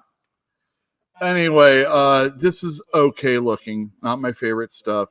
He really phones it in for the most part these days. But there are a lot of people that like LaRocca, and this isn't his worst thing ever. There is a line in here. Can you remind me of that line that Dr. Doom says when he's bitch slapping somebody? He's punching Union Jack, Oh, I love the Union Jack. and he says, "Brexit stage left." You Dr. flee. Doom. No, he finishes up with "you flee," which is a Doctor Doom type thing to say at the end. But that whole beginning part, Doctor Doom would never make a fucking pop cult. Pardon my French. Brexit stage left. Even. Ya flee. I mean, that's Man. Oh, by the I want way, that for- Latveria, one of the nations that doesn't deal with Krakoa. Boo. also. I will say though that up until I read that line, I was liking where the story was going. I was intrigued by where the story was going. Hello, Up until I Sharon. read that line. I'm saying hi. To who? Sharon. Carter? Gaddis? That is. I'm sorry. Say that again. Up until I read that line, I was totally cool and interested in where this comic was going plot wise. Like, it had an intriguing plot that made me go, In terms of things that make you go, this was one of them for me. Brexit stage left. Yeah, that was the thing that made me go, I'm finished with reading this comic book forever. So one of you are going to have to do it. ATN is not here today. That's right. That's why you don't see Corey in chat. Christopher can't well, but Jeffrey can't either. Yeah, either. We got Jeff with us today. He is the second chair. He's the moved second up. co-host. The That's second right. co-host. I moved up from second co-host to first co-host. That's right, exactly. Oh wait, I didn't even tell you what this was. I just flipped it. We've got a 12-issue bat. All right, so Oh yeah, we are not going to breeze past this. I know you guys are really anxious to see another Batman series, so you're going to get one. Written by the great Warren Ellis and drawn by the great Brian Hitch. It is a 12-issue maxi series, and you may know these two from their previous work together. yeah, a which thousand was years ago. 1,000 years ago, in a book that brought us the cinematic style, the widescreen style to comic books. That's right. It looks like we're getting it sort of again with Brian Hitch and Warren Ellis. They did Authority. Oh, look at Batman. That is so sweet. You got to buy both those pages, boys and girls, or whatever. Yeah, he's now we got wide. an They're advertisement. widescreening it. Are they widescreening It's in pretty this? widescreen. I mean, he's still telling a comic book story. I like his style so much more now than I did Oh in the yeah, Authority days. I love his or in the Authority. Ultimate Guys, days. if you Like, have never read the Authority, you really should. I just like his inkers now much better than Paul Neary. Like his Paul line is Neary? thicker. His line is Uh, thicker than yeah. it was back then. Back then it was very thin. Look at that, guys. Look, let me take that off. All right. Look at that. That is sweet. Oh, no bat symbol on the bottom of the shoe like in that Judd Winnick issue. Yeah, that's too bad. That is really good. Oh my gosh. Guys, this is going to be fun. Warren Ellis is a good writer. He did Transmetropolitan. He did The Authority. Oh, he got what? My favorite are we is gonna Desolation Jones. Can we talk? Oh, that's great. I love that one. But can we talk about what happened to the Wildcats? The Wildcats What was exactly was the story there? so Warren Ellis did what he did Wildstorm, Wildstorm. which was an 18-part maxi series. Now, before it ever came out, when they announced it, Warren Ellis is going to be revamping the Wildstorm universe, Yes. telling his story, and it's going to be he has this Jonathan Hickman level plan of like, here's this first part, and then there's going to be this miniseries spawning to this maxi series, spawning to this. Like there was this whole like 3-year plan, Yeah. So and then after 18 months of it, it's over. it's over. Well, they also did the Michael Cray, which was a 12-issue Cray. side story. It was Cray. It was Cray, really Cray. good. I really liked it. Brian Hill Brian Hill, helped that write was- that one. That was when I first really The took art notice of Brian was Hill. The art kind of was okay. sucked, I but don't think it's. I wouldn't go. it that wasn't far, my but favorite. It was okay. It was kind of loose, very loose and not tight. It was horrible. But it was. That's. But it's I okay. actually- It told the story. What am I prefer- saying? It told the prefer story. loose to tight. At the end of the Yeah. day, I'd rather have Scott McDaniel than You can say it. David Finch. No, no, that's he's good. pretty tight. David Finch is pretty good, but I He's don't good, like but him. he's tight. It was the other guy though who like took over for him, who's even tighter than him. You don't like Fabik. Fabik. I like Fabik. I think he's gonna see the thing Getting about better? Fabik. I don't think know. he's younger, tight. and you get looser as you get Stiff. older.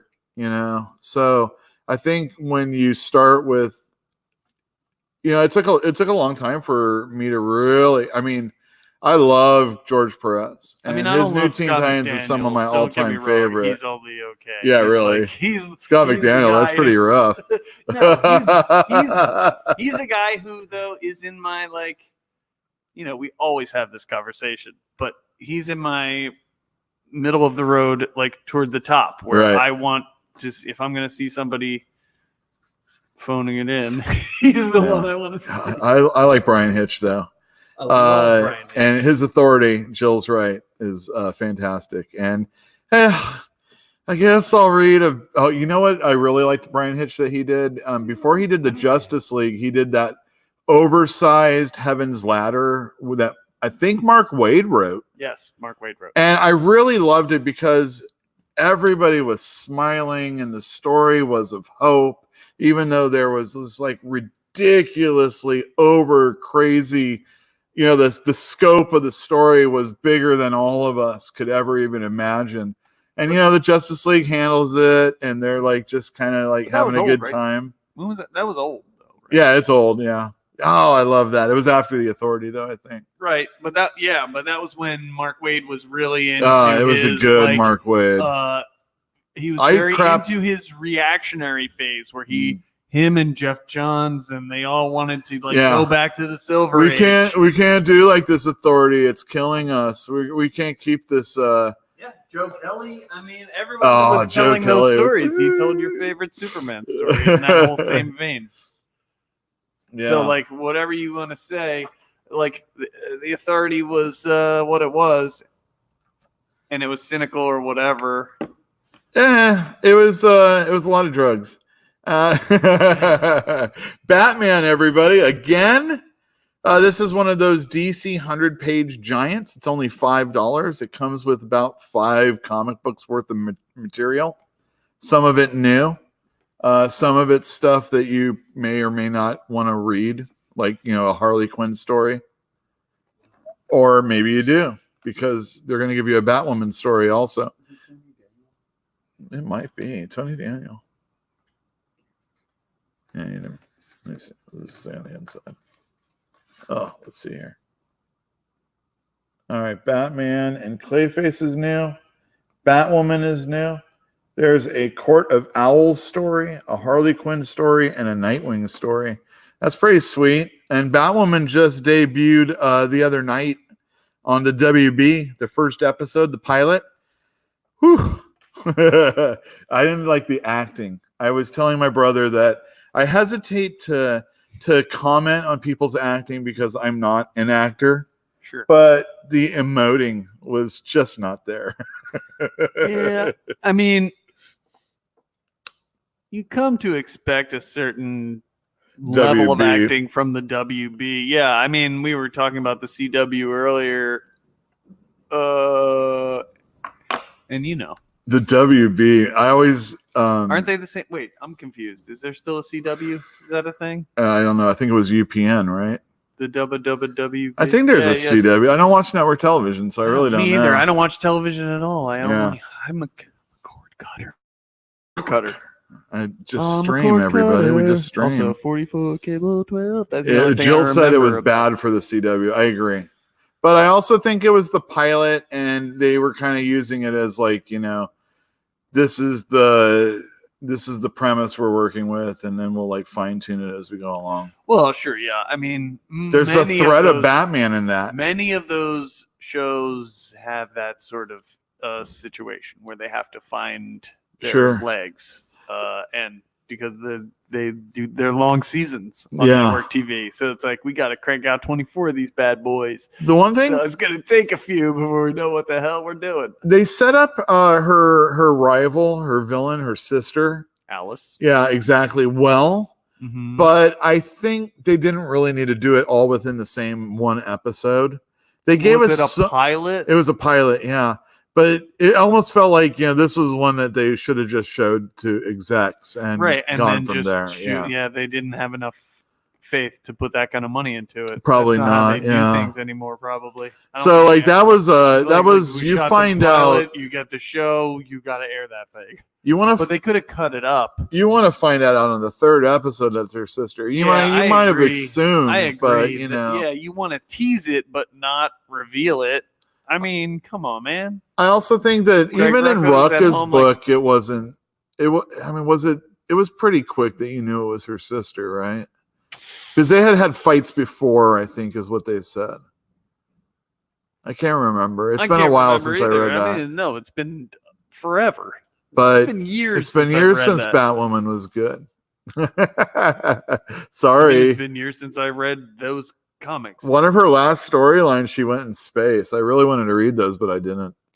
The last time I read her at all was when she was in Detective, like as the leader of that team with Clayface and whatever. Oh, I guess I read those too. That was Tynion. Okay. Yeah, those were okay. He's going to be the next Batman writer. Who? Tynion? Yeah, I know. The fourth. I mean, dude, we've known that for how long?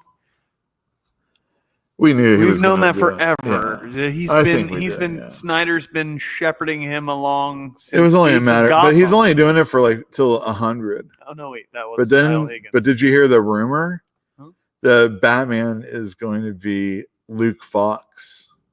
Batwing, former Batwing is going to be the new Batman. Yeah. Interesting. That's fine. Hey, I'm down. Everyone should get a turn. So as long as it's anybody but Bruce, that's my Batman. Anybody but Bruce, because they took away my boy's bat. Now this is perfect right here. Here we have a new Joker story, a new Deathstroke story. This is exactly the kind of comic book Deathstroke should have new stories in. Something surrounded by a whole bunch of other books. So if they're going to have a villain's storybook and because Deathstroke often gets, I don't know, there's been some good Deathstroke. My favorite Deathstroke book was when Kyle Higgins was writing, and I think Joe Bennett was the artist. Joe Bennett, isn't he the guy on Immortal Hulk now? Yes. He was doing like crazy chop dudes' heads in half. It felt like a more toned down Bisley, but very heavy metal style in a DC comic book, and it was pretty hardcore. I like that one a lot. I didn't read that, but you read Deathstroke. It has Christopher Priest writing it. Do you dig that? I do. I've loved it since the beginning. Yeah, like it's had its ups and downs, but it's mostly good. Yeah, it's more good than not. There you go. Anyway, and I've never been like a super Deathstroke guy or anything, and I'm like you. I don't often think that villains, but he's always been kind of. He can be paid for good. So we have gray area. Yeah, exactly. What is this? We have Victor Bogdanovich. Ooh. And Mark Russell doing a Joker story in the very beginning of this book. Now you've got my attention. I was looking at the art and I was thinking, oh my God, that looks like Greg Capullo. I should have known it. Looked like it was Victor Bogdanovich. Anyway, Victor Bogdanovich going to be the new Wolverine artist with Andy Kubert. That's great. He's good. And then we have a Deathstroke story. Let's see if I can find the page where it would be. Oh, there's Deathstroke. What do you know? Oh, it looks pretty good. I know. Set one aside for Fantinuum. All right, let's see. Yeah. Oh, Danielle St. Pierre. Oh, and Tom Taylor, your boy Tom Taylor, writing it. Whose boy? Your boy? Oh, my boy. Yeah, you liked X-Men Red, right? I loved X-Men Red, There you and go. I also really enjoyed All New Wolverine. Oh, I enjoyed the beginning of that. I will admit that. That was good. I read it, I think, through to the end. I read some of the ones later on, but the beginning I liked a lot, actually. Yeah, it was good. She was doing good superheroing stuff. So there you go. And then you have some other. So $5, you're going to get 2 brand new stories. One with or two really good arts, and then you got Poison Ivy and other villains. If you're a villain fan, I didn't get as many of these as I did the Batman one. Let's be honest. All right. Oh, I already said Powers of X. That's just a really awesome cover. Looks like a Bobby maybe, and everybody bowing at him. Is that Gladiator? Are these all? Oh yeah, those are all the Shi'ar people. What's going on with Sunspot being bowed down to? Do you know? Yeah, look at that. No, Sunspot. Look at that. All right, This is let's a quickly go variant through cover this. of the current Yeah, issue. yeah. All right, here we go. These are some ones to pay attention to. The Super Sons are back together again. We've got a teenage Connor. Wait, no, what's his name? John, and we got Damian right there. John Connor. I messed up. I was thinking the old one. David LaFuente is doing the art, and Wait. Brian Michael Bendis. What comic is this? Superman. All right, I hear people John care about Connor this. and David Lewis. Have you ever heard of Ruby? Oh, what? Ruby. You're confusing me. Stop trying to distract me, man. I just got to pump through these so people know we're right, running late. Ruby Tuesday. Ruby. Yeah, it's a today's video Tuesday, game. No, Ruby it's it's an anime. Anyway, I got people running in to get programming these tomorrow. language. Believe it. I have no idea. I bet the first customer is actually going to be a Ruby purchaser rather than an X-Men purchaser. Ruby. That's what I think. Ruby. So we'll see. Ruby. I'll let you know next week. Ruby. Hellmouth #1. This is a 5-part miniseries. It's going to cross over with the Buffy and Angel. I enjoyed the prelude of the Buffy, even though I don't read these types of books. Joss Whedon gets a creator credit, but he has nothing to do with this. Jordi Belair, who's a colorist, is the writer. Well, I mean, she's been writing stuff for All a while right. now. Still. The Joker. You may have heard of this movie that came out called The Joker. Well, you may have also heard how Martin Scorsese feels about Marvel movies. But here we've got John Carpenter writing this story. John Carpenter's Joker. Philip Tan, I assume, is the artist. And I'm assuming he's got a co-writer. Let's not worry about that. And then last but not least, we've got Joker Harley. You may have heard this character named Joker. Joker. This is following Harley Quinn. You're going to like this. I doubt It's it. got Miko Suyan artwork, and it's black and, well, a lot of it's Wait black a minute, and white. I'm seeing color on that page. Yeah. Sorry. So it starts off in color. It looks really good. It's nice little photo-y kind of stuff. Oh, Yeah. Yeah, exactly. And you know what? I like it. It's got panels. It's not just like a little painty kind of guy doing stuff. It's another one about Harley being, it's a Black Label book. It's another one of her and the Joker. Two characters I do not care about. Sorry. But Cami Garcia, she wrote the Teen Titans Raven all ages or young adult book. It looks great. Yeah. If you were like, this book is called. I want you to I know would that probably the read it, only police activity that I heard about the Joker movie Oh boy. was that somebody was smoking in the theater. Yeah, that's great. I know. Well, I'm just saying. All right. It was more than you can say for Batman, where the famously people got killed. Well, I mean, I don't Watching think it was Batman. Batman's fault. Well, then I don't think it's the Joker's fault that nobody got killed at the Joker. That doesn't mean the Joker's good just because nobody got killed, because Batman's good and people got killed. I don't know. So Was what are that you trying to movie say? good? I'm not trying to say anything. Oh, okay. And then we're on the same page. It's neither. I wasn't saying anything. I was responding to something in chat. Oh, see, I can't see this. Yeah, he didn't see it. Well, he turned on his phone, but then he kept the volume up. Yeah, I did, and that was a problem. So I just turned it off. I heard it was a good movie, but I don't care because I don't go out and see movies, and I know I'm not going to see that one Agreed, 100%. because again, 300% just like the I do comic not- books, I'm not gonna see that one. I do like villains. If you have a really good villain, you're probably a pretty awesome superhero. If Anyway. you got a whole bunch of them, you got stories for days that are worthwhile. But Joker's just one, and ever since, I mean, he had a good run before, but Batman has a lot of. It's been downhill since Cesar Romero. I'm not gonna lie to you. No, Jack Nicholson was good. Nope. The peak was Mustache Joker. When I saw, that dude, you know what? He's creepy. Where he's like, you know what? He is really creepy. I I'm think he bigger does a than- great job. Because It's that's hokey as when shit. he understood that it's just acting. It's not like I have to transform myself into the Joker in a scenario in which I will get so dark that I will kill myself. No, he was like, the Joker is a stupid acting role. I'm not even going to shave my iconic mustache to put on this stupid makeup. So that's what Batman means. That guy gets it.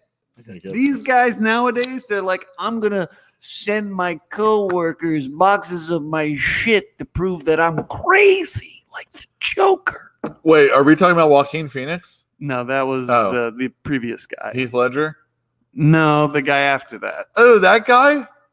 Jared Leto. Oh, give me a break. Well, he needed to do something obviously like that. Do something. Well, I mean, the last guy killed himself. I know. It's really hard to step up from there. You got to. Jesus. We're going to get in trouble for this one. Yeah. So, everybody, we had some pretty awesome unboxings. Hold on a sec. Let me get rid of this. We had some pretty cool unboxings. Dane's going to be pleased with them. He already knows. They send that in the email, but I don't pay attention to that because I want to be surprised on camera with the rest of you. Let me see. I got to see the hipster Joker. Tattoos were cringe. I see. What? All right. Very good. Yeah. Anything else you want to add? I'm really looking forward to X-Men finishing this Powers of 10. Okay, so my theory on this cover right here, because previously they had done I don't remember anything. they had done a cover last week that was like a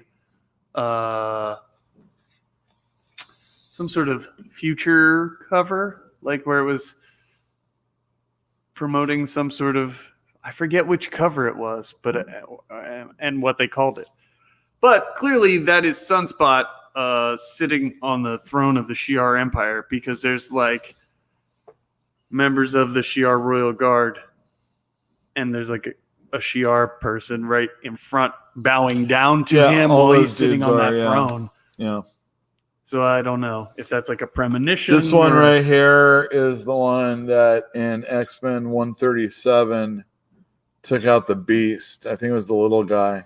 Comes out of him Mhm. and it shocks the Beast. So like the Shi'ar X-Men Royal got Guard messed up. are bowing down to Sunspot for whatever reason. And Sunspot died? I don't know. But X-Men Oh, yeah, well, can who knows? die, and then we Sunspot, can bring he's a- them back he's a if we baller. choose to. Yeah.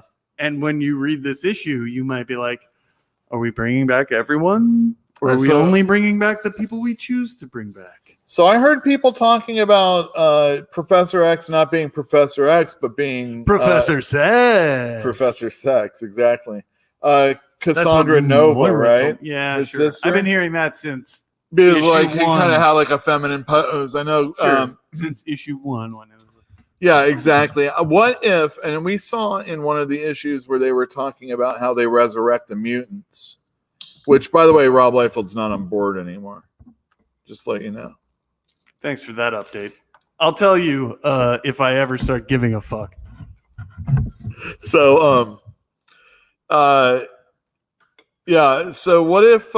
So they're not allowed to, or they have yet to experiment on taking the DNA of a mutant, the whatever they use to, they store that stuff, and put it in the husk of another mutant. So No, like you're talking about the psyche and yeah, memories. that's the one. Yeah.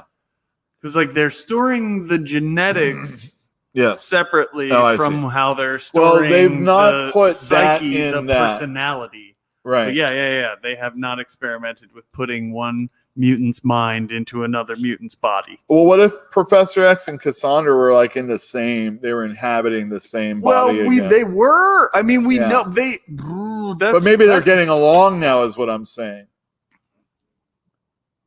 It's crazy, bro. I don't know. I don't know can't- how this ends. You do. So maybe I'm No, just talking out my don't. ass. I mean, I've read the end of this issue, but I don't know how it ends. This is not where it ends.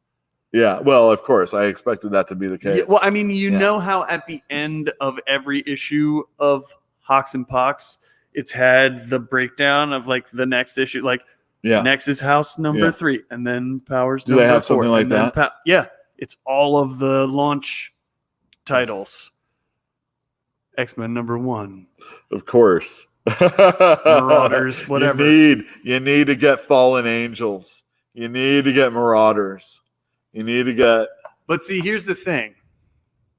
anything Bryson. I want to believe. Yeah.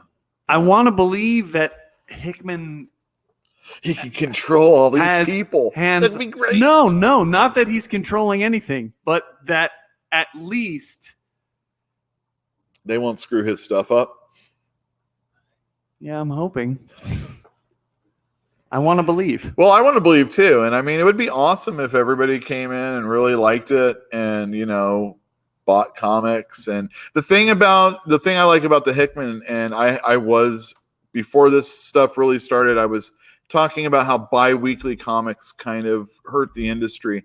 And, you're always buying the next one and the stories don't really seem like they matter because it's those little bits and pieces where, they could have edited them down, but they're just putting them together to fill a trade. But this And is not that. This is not that. And not only that, the amount of conversation I've had with different people throughout the course of the week. On Wednesdays, people come in and buy the comics and, they don't usually visit except on Wednesdays again. But there's going to be the week they come in when X-Men isn't coming out and, then they can talk about it on that off day. And even still, people that come in a little bit more frequently, I have these conversations with them. Some people are not exactly caught up, and that's one of the reasons why we're not really spoiling so much. But next week, we hope to get Cody, the Mutant Menace, on this show, and we'll have a real in-depth conversation about X-Men, should that be the case. We'll know more tomorrow. Stay tuned. This should be fun. Anyhow, maybe I should put this banner up saying good night. Any last words? Anybody around? Yeah. There's a lot of good comic books that come out tomorrow. I highly recommend, obviously, the X-Men book. Wait, you didn't show the Chief. The Chief? Why was he over here? That's yours. For me to buy. No, that's yours. Yeah, I know. But I didn't know why he was over here. I thought you were going to put him on the team. Oh, I don't know. I just think I just didn't want you to miss out on that. Anyway, that's store activity. You guys don't need to know any more about that. There's the Harley Quinn Joker book. There's the X-Men book. There's obviously that Batman by Warren Ellis and Brian Hitch. I'm really looking forward to that. Also, though, the new I'm a big fan of that Batman universe. Oh yeah, Batman That Universe, Brian the Bendis Bendis, and Ian Eddington Ian book. Eddington. That was the Walmart exclusives for the time. That was the first 100-page giant thing that they were doing last year. And now the new ones that are coming out that we showed tonight and even last week, the Flash one, those are the ones that everybody can partake in. Again, those are only $5, and I was going to mention those too. Yeah, good. But yeah, the new the new issue of that is out, and that was really good. Yeah. And I'm sure I missed a whole bunch of other stuff. Not all of it's superhero. I only got a few of them, but I know I got to get more. There's who did blankets? What's his name? Habibi. Goodbye Chunky Rice. That dude, Craig Thompson. There's a comic that came out of his, and it's like a little small one. I only got a few of those, so if you are a fan of Craig Thompson, you might want to run in and get that too. So yeah, thank you very much, everybody, for tuning in. Too sad for me. It's too sad for me. Yeah, exactly. Goodbye. I hope we did an okay job without the guy that kind of runs the stuff not here, ATN. And if you enjoyed what you saw, please hit the like button. Maybe make a comment about something I can write about or say something here in the show. I mean, if you see something, say something. Yeah, if you see something, say something. Tell me if you buy any of these comic books. Please let me know in the comments what you thought of them, because or even the ones that we reviewed. Yeah, just interested. Take it easy.